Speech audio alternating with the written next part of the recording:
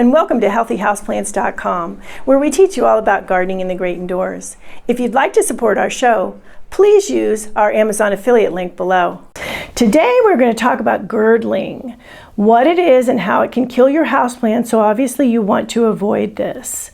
Girdling occurs when there is something such as rubber band, wire, string, attached to your plant, specifically around a branch or around the trunk, and it cuts off the flow of nutrients and water to the plant.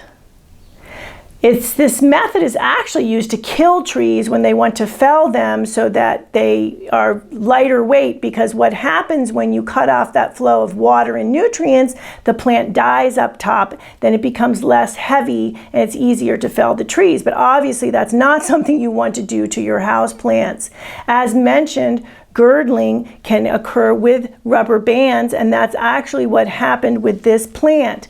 The grower was most likely, when they were getting the plant potted up ready for transport, it was probably hanging down, so they wanted to train it up, so they secured it with some rubber bands. Unfortunately, the rubber bands started eating into the base of the plant, and I'm showing you a photo here right now. You can see the little indentation in the plant there, and it wasn't that bad, thank goodness. It really hadn't broken through too badly. The plant was still doing fairly well, but if I had not noticed that when I was repotting, it would continue to basically strangle the plant.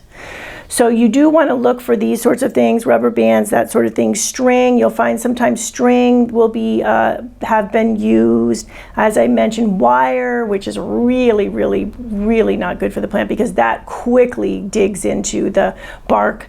And what happens, as mentioned, it reduces the flow of water and nutrients and sugars, which are part of the nutrient uptake, that basically not only drowning the plant, but also starving the plant. So it can cause a lot of problems for your plant.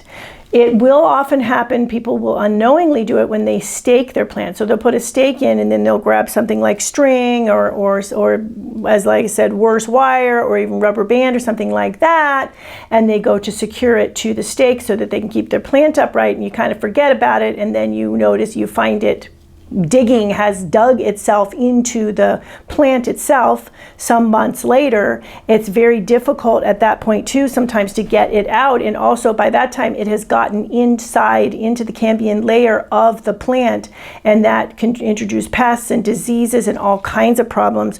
Well, if you are going to take it out, like I did with that, I had to do with that rubber band that was really dug in, then you want to use something sharp and very, very carefully take it out of remove it as carefully as possible.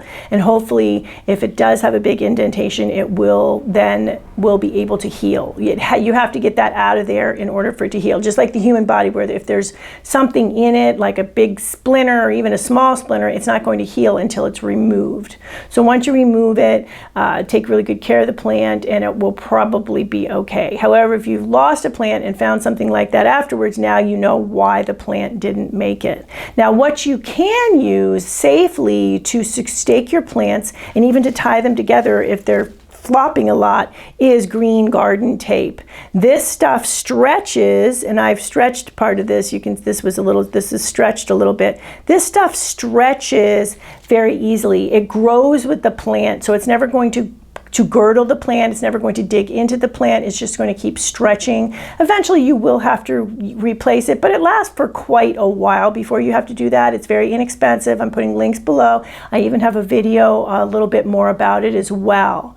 So now you know what you can use instead, because you're probably wondering, well, how am I going to secure my plants? Well, this is the best thing, the safest thing to use for it, and that's actually what this was made for. There is a wider version of it that is good for taller plants, bigger plants, tall indoor trees and that sort of thing, to secure them to stakes and together and such. So there you go with what is girdling. If you've read the term, you don't want to girdle your plant and you weren't sure what the heck that meant. And no, it doesn't mean pantyhose or anything like that.